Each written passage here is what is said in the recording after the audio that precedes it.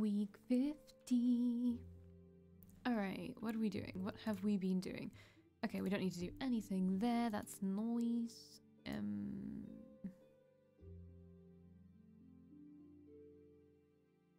Is there actually anything we need to do? Got a lot of intelligence. You guys are fine. Like, honestly, let's just, like, we can take a second to do this one. I was recently approached by an old servant I had never spoken to before. Apparently, when cleaning Prince Aurelius's chambers, the servant had been distracted with personal matters and thus spilt ink over invitations to the prince's upcoming social gathering.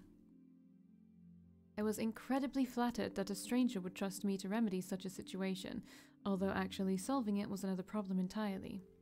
It was a delicate task, as to avoid incurring Prince Aurelius's wrath, I would have to copy many invitations with a degree of skill worthy of royalty. No pressure, I suppose. I had spent some time in etiquette lessons as a child, learning the skills needed for situations such as these. Unfortunately, my teacher was the most insufferable man who alternated between ruthlessly criticizing me and making eyes at the poor servants who brought me my tea. I eventually told the servants to bring me my drink at another time and started writing subtly insulting notes to the aforementioned teacher under the guise of calligraphy practice. What? How? Aye, that ain't going. That ain't, we ain't doing this. We ain't doing this. What the hell's my, that's not good enough? What is good enough then? What? Alright, we're just doing this, I guess. Yeah, I hate seeing the 3. You always hate to see it. Right. Bye, Viola. Okay. I turn to Aurelius, who stares perceptively at me. Most likely, he notices my worries. Rest assured, a fish does not drown in water. What do you mean? Nazir was born for the commoners. I do not mean it in a prerogative sense. Wait. Pejorative. What am I reading? Jesus Christ. I do not mean it in a pejorative sense. So the commoners support and supply the monarchy and the edifices of state. Without them, there can be no us. And no one is as beloved by the commoners as Nazir. But does he have to slip away from the palace like this? When a horse cannot find the salt he needs from his manger, he will leave to lick it up from the earth. Above everything else, Nazir loves the people of this kingdom. Right now, there is something he feels he must do, and he can only do it alone. When it is accomplished, he will return to the palace, better able to help the kingdom and its people.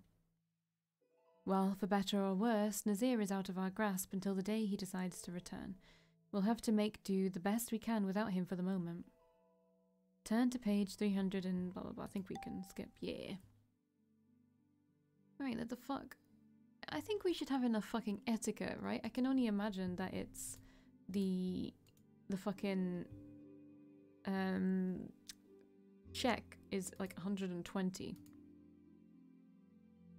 If it's not, we'll go back. It is, okay. Trial by fire, as they say, for all my practice had paid off. I dare say if I ever got tired of my position as royal tutor, there was a fairly illuminated path for me as a copyist. Using the unsullied invitations and a stealthily swiped guest list as references, I managed to recreate all of the ruined invitations in the same style as the originals. After I finished, I gathered them and went to the servant to explain the situation to the prince. My excellently penned invitations warded off any scolding as a Rosencruz wards off demons. That is, instead of being miffed, the prince actually looked impressed. The invitations were sent on time, the event went on without a hitch, and disaster was averted. Nice. Okay, Your Highness, there is no need to worry. Thanks to Nerefiel and Valkii, that Sval and his accomplices have either been captured or killed to the last slaver, and all of their captives rescued and safe. We will never know who said this line. I'm glad to hear that. As am I. Good. However, the condition of one child is not satisfactory. Yes, we go see Beringer. An awakening. Yes, I was born a Rosencruz, so I never had to go through it.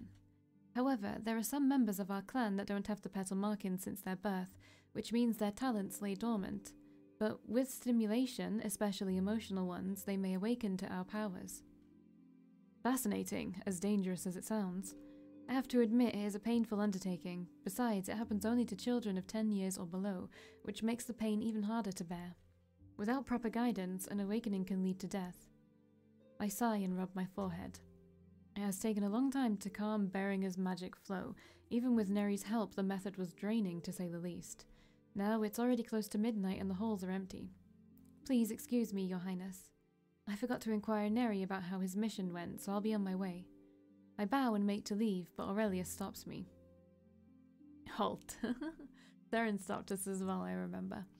Before I have time to react, my wrist is seized. In a single, smooth motion, Aurelius presses me against the wall, gentle enough for it to happen without any noise.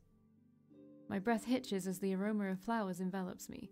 Aurelius steps closer, and I can almost feel his body warmth against me. Your Highness? You're fatigued. With how easily you manhandled me just now, I suppose so. Are you not afraid? We're in the middle of the corridor. I never planned to keep this a secret in the first place. You didn't? Until death, you promised. That holds true for the duel. Is it this not the same? I give him a quick peck on his lips. See, they're already so romantic, and like I can understand why wouldn't exactly be the same with Seren because he's literally next in line to be king.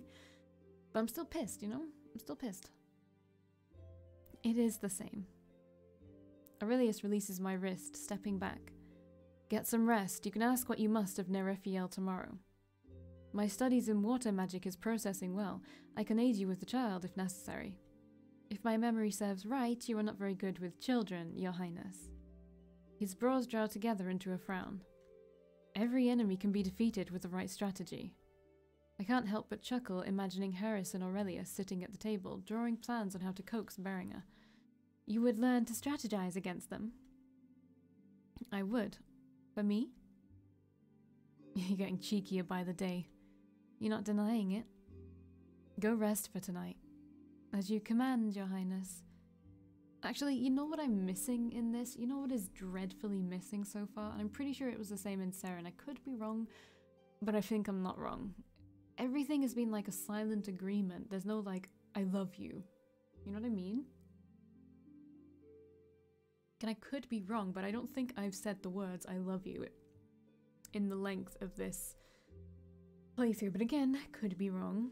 I'm not going to go back and check. So, but that's like a confession is such a important part of the romance, I feel like. And I think that's what the slightly empty feeling I get is coming from. It is slight, but it is something that is still a miss. And sure, you could argue that, like, I don't know about Seren and the main character, but with Aurelius and the main character, you could be like, well, they can just somehow like read each other's minds and they're just like new. And like, yeah, I guess, but it still does take something away when you don't do the confession. I feel like personally, that's just my opinion. And it's a little bit bothersome, you know? I don't know. I don't know. I like some of the cliches that come with an Otome game. I can understand why some people may not, and they may be bored of it. Like, don't get me wrong, I like a strong main character instead of like the weak main character, but I also do like the love interests coming to the MC's rescue. I do like that. Like, what bothered me about like when the MC was almost killed by the Sval trader, slave trader rather, was when Seren came out. I don't feel like he was like desperately worried for the MC's safety or whatever. That didn't really come across. I'm sure that was the case because obviously he dashed ahead of his guards to try and help you because he sensed something with his light magic. But in my opinion, it just wasn't enough. There wasn't enough drama there, you know? But maybe that's just not what this game is going for. Cat. Okay, she's like twitches with her eyes open when she's sleeping. More relaxed than before, I let Aurelius walk me back to my chambers before bidding him a good night. Alright, what we got? Probably nothing new regarding Aurelius. Oh no, there is something regarding Aurelius, but we can't do it because we need combat and he needs to get his water skill up. Which obviously we haven't been doing because I'm an idiot. There's still time. How's your light going? I don't think we need anything else. I think we're completely fine on literally everything.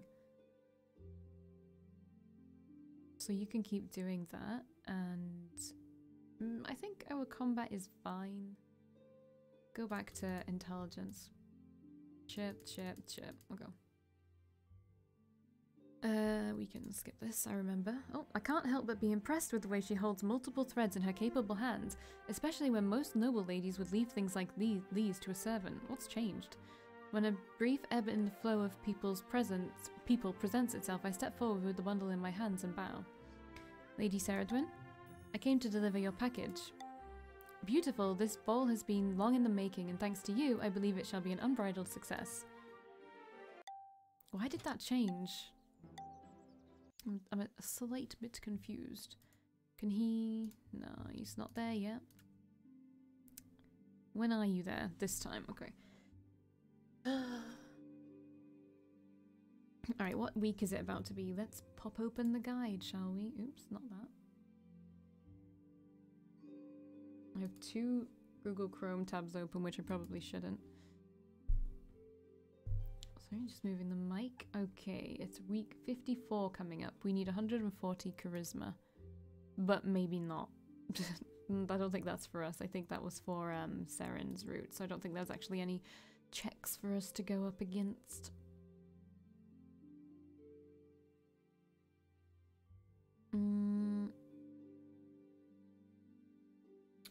I don't know. I don't think there's anything for us to do right now, actually. Intelligence, yeah. That's not bad. That's not a bad haul. Is he nice? I weigh the question carefully before returning a reply. Prince Aurelius is one of the nicest people I know, if not for that bad habit of his. What bad habit? Why, don't you know? Prince Aurelius eats little children for breakfast. It's perhaps the worst kept secret in the palace. Beringer, who has been bouncing along quite happily next to me, slows and turns pale. He eats children. What baffles me as well is the MC just teasing this child who was traumatized. He's only 6, right? It's kind of baffling and I don't really understand it. And he seems to still like you. I don't know. Not every day. I direct at him my most reassuring grin. Is he going to eat me? Don't be silly. Of course Prince Aurelius isn't going to eat you. I won't let him. Really? Probably. Probably. Sometimes, if he feels peckish, and there's a particularly delectable morsel nearby, he'd suddenly, no one can stop him, chomp, crunch. The pallor on Beringer's face has acquired a distinctive green hue, but he does not cave in. I don't believe you. No? You're jealous I would like Prince Aurelius more than you. I start laughing as if I had just heard the funniest joke in the world. And just as abruptly I stop, looking down at Beringer for a few moments. He can smell fear, you know. He says the scent of it makes him hungry. Oh, we're here. The look on Beringer's face suggests he has half a mind to run away. I don't really understand why she does this. See, when I'm not talking about me, when I'm just talking about the character, I say she. When I'm talking about me, I'm saying me or I. Sorry. Taking a little drink. I take him firmly by his hand and pull him with me through the door. Your Highness? Aurelius's chambers do not disappoint. You've already seen it, lady. It is still early in the morning, and the little watery sunlight there is cannot penetrate the heavy curtains swathing the window. Instead, the room is lighted by a few funeral candles. What? Why? Funereal? Maybe that's a real word, I don't know. Which cast a sinister gloaming over the Spartan furnishing. Spartan furnishing. And over the ivory face of the prince, who watches us expressionlessly from across the vanity, I skid to a stop at the sight of his apparition. This apparition. Besides me, Beringer jumps and barely bites back a yell. I don't blame him. Aurelius may look beautiful, but his beauty is an icy and deadly one that, in a dark room lighted by candles, has the eerie aura of a fallen angel. Your Highness, I have brought the child to you as you requested.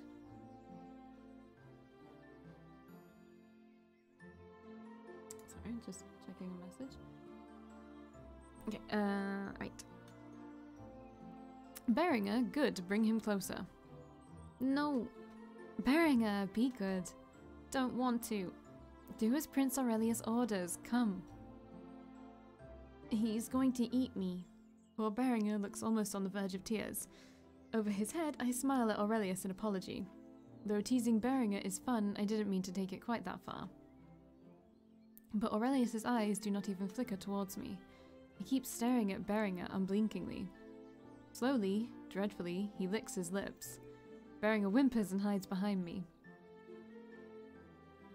I think I should wait, because he's just like messing about. What is this? Why does it have a...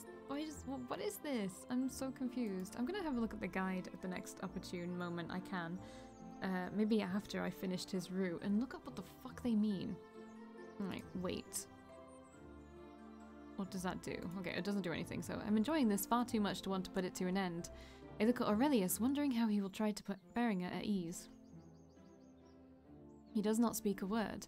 Instead, he contemplates Beringer in the way a wolf might a fluffy and defenseless rabbit. He looks scary. Maybe a little bit, but he's nice deep down. Very deep down? He won't eat me. Of course he won't. I'm hungry. Eek! Aurelius! I have not yet had my breakfast, and I am hungry, and now I shall eat. Without another word, Beringer slips his hand away from mine and makes a beeline for the open door. Wait! Whoa there. Before I can dart after him, Beringer collides into Harris, who is trying to walk through the door, a heavy draped basket under his arm. More of them! Ah, you must be the child the prince wants to meet. Wants to eat? What? No, meet. Prince Aurelius has been talking about meeting you all week. Meeting me? Yes, I believe he's excited about making a new friend. Baking a new friend? Baking it? Oh, you must have heard. I knew it. Clever boy, that's right. Prince Aurelius specially sent me to fetch some freshly baked pastries from the palace kitchen for your breakfast today. Look. In one elegant flourish, Harris tugs the cloth from the basket. Wow. Beringer stares at the cornucopia of pastries piled before him with eyes wide as saucers. Golden croissants piping hot and delectably steaming rolls lie on top of fluffy white slices of bread ringed by a dark brown crust. Tucked away to the side are jars of jam, honey, and chocolate. Is this all for me? Not quite, it's for everyone here. Prince Aurelius has a bit of a sweet tooth for pastries too, and he must be hungry by now. Oh, so this is what he wants to eat for breakfast, not me. Huh? Beringer takes the basket from a bewildered Harris and trots back to Aurelius, beaming all over his face. Thank you. You're welcome. Shall we eat together? Yes. And the mean Valkii won't be getting a crust. Hey! Unless she apologizes for trying to scare you. I mean, that's fair. Yes. As one, the two of them stare expectantly at me. Fine. I'm sorry for trying to scare you, Beringer. Good. Please, may I have some breakfast? It depends. Do you forgive Valkii, Beringer? Beringer thinks hard for a moment. Okay, I do. Then you are welcome to join us, Valkii. You too, of course, Harris. With pleasure, Your Highness. Hello, I'm Beringer. So I've heard. The prince and I are very pleased you could join us this morning. The four of us passed a pleasant and peaceful breakfast. Aurelius, whose bribe of pastries has half won Beringer over, proceeded to win over the other half over the course of the breakfast. Before long, Aurelius has little Beringer wrapped around his little finger. By the time we finish breakfast and take our leave, Beringer is already clamouring me to arrange a second meeting where Aurelius has promised to teach him chess. I am glad both Beringer and Aurelius made a friend today. Yeah, me too. Alright. Alright, let's have a little look at the guide again. Okay,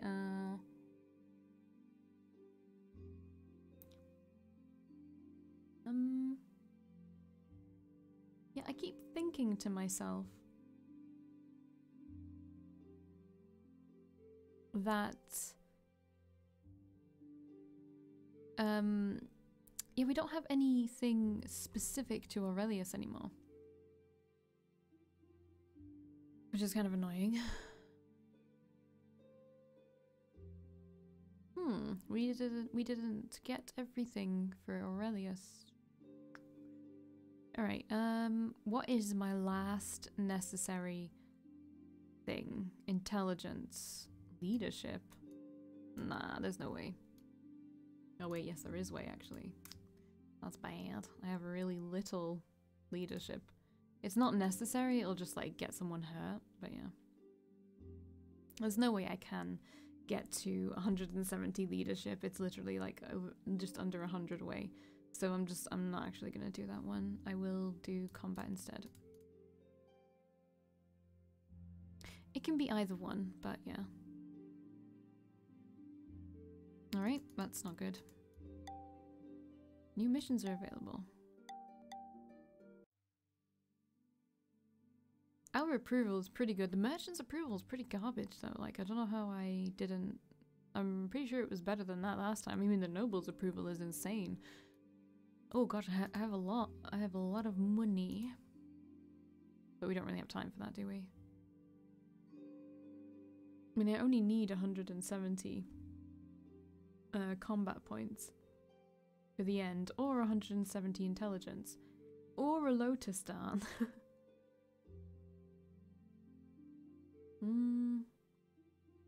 170 intelligence. Well, whatever we're doing right now. Achievement unlocked.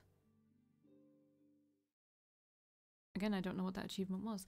Meet me in the market district. I need to find a suitable present for the Lord Regent's upcoming birthday. Is this Aurelius? The letter from Aurelius is as curt as ever, and I can't tell if it's a command or a subtle attempt at saying, please spend the morning with me.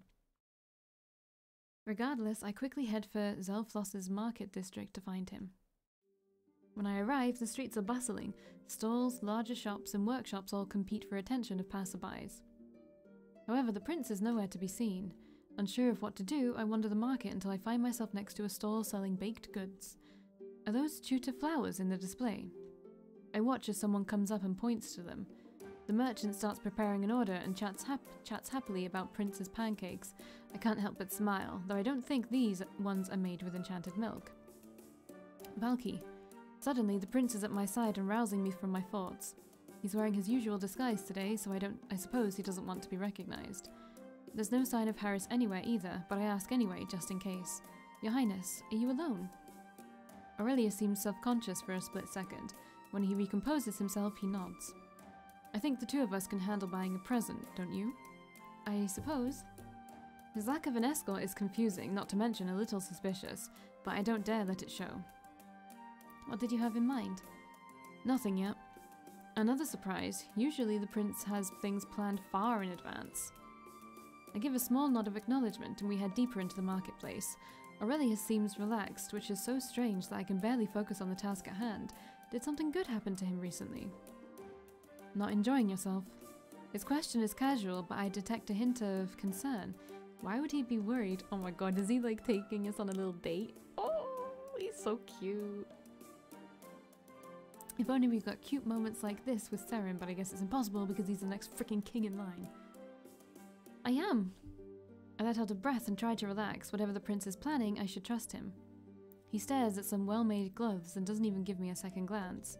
Even though the merchant is nowhere to be seen, I pretend to examine them as well, step closer and lower my voice. It's just, things tend to happen when we're out together. Aurelius puts the gloves back with a small chuckle. So that's why you've been looking at every shadow we've come across. There's nothing to worry about, so relax. He turns to look at me, and I can see that despite his smile, he's become a little more tense. Maybe he's out of his depth? The prince prepares to say something else, but the sound of metal striking metal comes from somewhere nearby. More specifically, it's a hammer striking an anvil. Upon realizing this, we have the exact same idea. Do you think the Lord Regent would appreciate a new sword? I think he would.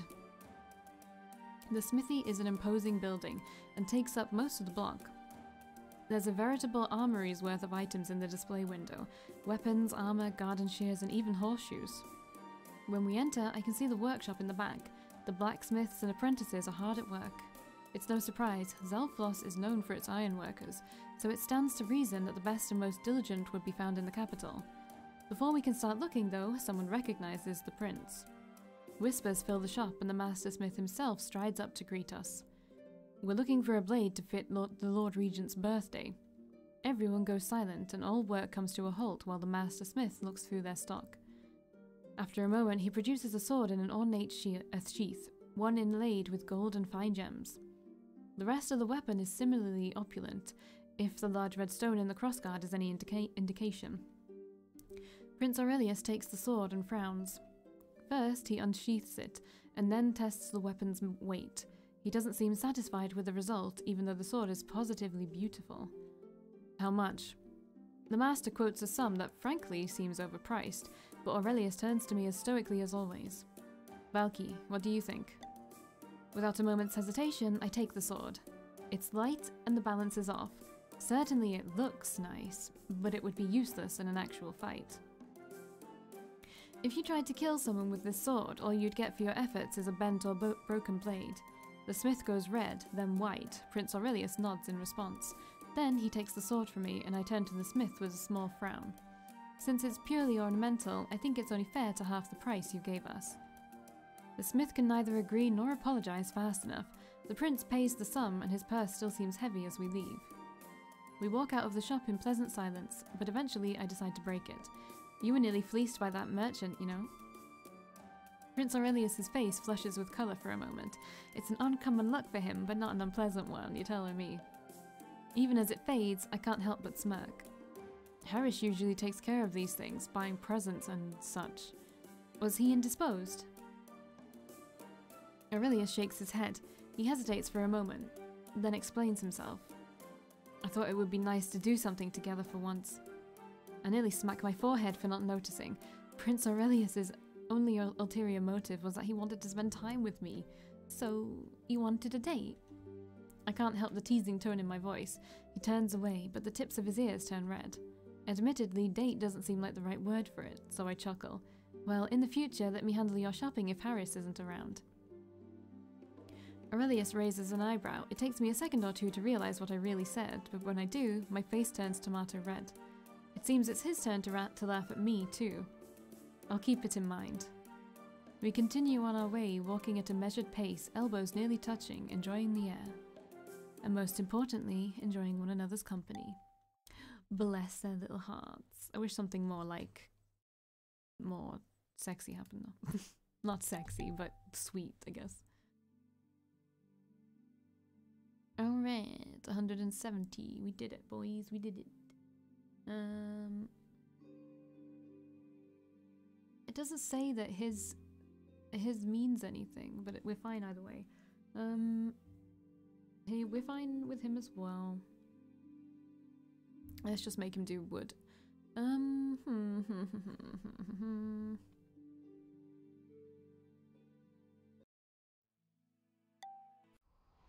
We're doing this thing again. Let's not jump into conclusions.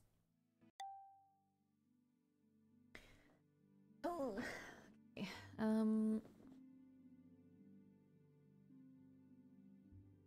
Again, my leadership's gonna fail, but if I had known to get that up, I probably would have in replacement of something else. Or I would have done that and not got my elegant? No. I don't actually know what I could have done there. I don't know. What missions do we have? White Ghost. Ooh. Oh wait, we can do this one. So let's do it. Apparently, Duke Gronos has recently suffered an assassination attempt. Although his life was not taken, he is in critical condition. To my surprise, Prince Aurelius decided to travel incognito to Gronos' fief and asked me to join him. Curious but worried why the prince would want to go, I agreed. As we arrived, we met someone I never thought to see again. Duke Kronos' head butler was precisely the one I thought to be a Moranian spy on that night in the brothel. He apparently remembered me too and welcomes us both with courtesy. Wasting no time, Prince Aurelius proposes to join the medics in healing Duke Kronos. It is then that I realized the two must be friends. Although ultimately nobody must know about this, since the news of Aurelius being connected to the kingdom's only duke may blow out of proportion, it was better to be safe than sorry. After joining Prince Aurelius for a while, he told me to go rest for the night. Seeing as he managed well even without my guidance, I decided to do just so. Thus, I spent that night alone in a luxurious room in the Duke Kronos' fief. And of course, I was attacked by assassins. It wasn't a big matter really, they were hardly professionals and I captured them without any troubles. Even though I didn't mind, assassins were a common occurrence now. Aurelius seemed to be furious for once. He insisted to question the assassins himself. I couldn't help but feel a little giddy at his obvious concern for my well-being. After questioning, the assassins turned out to be Duke Moimir's remnants, trying to take revenge for their master. Prince Aurelius and I passed them over to a recovered duke to deal with. We ended up spending a few more days in Kronos' fief where I interacted with the Duke and his servants myself. They were unexpectedly very open and shared with me many insightful stories. By the time we had to return, I bid them regretfully my goodbye. All of my stats improved. Cool. Still no news of Sala. This is a lot of doing bugger all.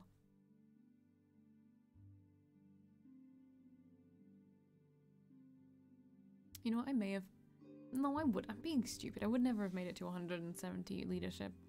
What am I talking about? Alright, let's do this one. Of course, there's some things I cannot do now. I received a request for an unusually large number of ghost spells from one of the villages near Weimar Lake. Apparently, the lake had been graced with a mysterious white spirit that only appeared at night. I insisted that such a quantity of ghost spells would not be needed, but I also volunteered to disperse the spirit myself to assuage the village's fears. I was not afraid, for most spirits are fairly harmless. At worst, they break household appliances. However, it would not do to be caught unawares by a particularly powerful spirit, so I enlisted Prince Aurelius' help in this endeavour due to his affinity for darkness. The journey to Weimar was a fairly uneventful one, and indeed nothing seemed amiss as we arrived. I detected no malevolence in the air save for the village's quiet fear, and as we walked towards the lake, that disappeared as well. In little time at all, we found the spirit sitting serenely on the lake. Her skin and robes glowed with moonlit beauty. Her hair was long, and I detected a faint azure sheen to it. Her entire form shimmered with phantasmal beauty. The prince and I stood across from her, unspeaking out of some strange mixture of caution and wonder. Beside me, the prince seemed strangely different.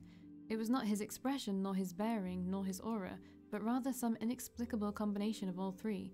A trill of magic in the air, or perhaps I could read him better than I thought. Regardless, something about him stilled my hand, prevented me from striking the bell and letting its echo tear the spirit apart.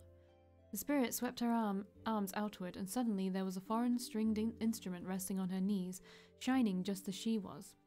For the next few minutes, the prince and I listened to her melody in rapt silence. Afterwards, she dismissed the instrument with a wave of her hand, and it also dissolved in the air. She stood elegantly, soundlessly, bowed, and disappeared with it. We returned to inform the villagers. Then, as we make our way back together, Aurelius told me the spirit resembled his mother. He told me how once a year, when the palace is empty as everyone is preparing for the country tour, his mother would appear to play a piece of music for him, and that was the only time he could get in contact with her. The things he has received from her were not that many. The music, his hunting horse, but he was glad all the same. I think we can skip? Yes, sadly. I reach into my pouch and fling a handful of lotus darts into the air. Focusing my mind, I summon a gust of wind to scatter them and carry into the ranks of the mercenaries. Raphael figures out what I'm doing. Take cover too late. The men, not well trained enough to quickly adapt to the situation, seem confused whether to load, shoot, or fall flat on the ground. The lotus darts fall among them. Some miss, sinking harmlessly into the undergrowth.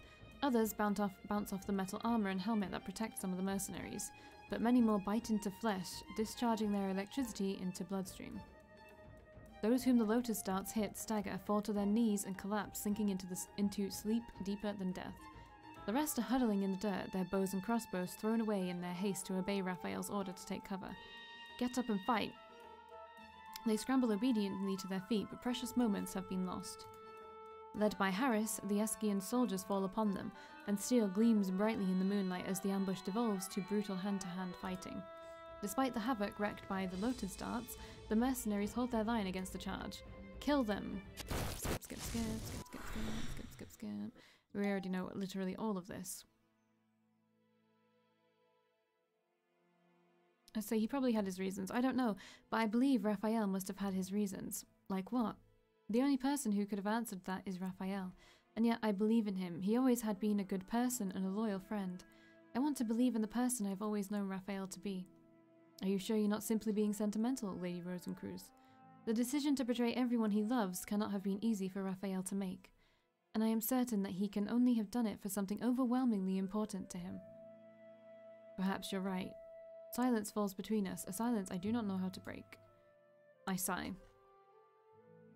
Stealing a sideways glance at Harris, I noticed the corners of his eyes are glistening dimly. Underneath his normally cool and collected exterior, a whirlpool of emotions must be raging. The events of last night will have had an indelible impact on Harris.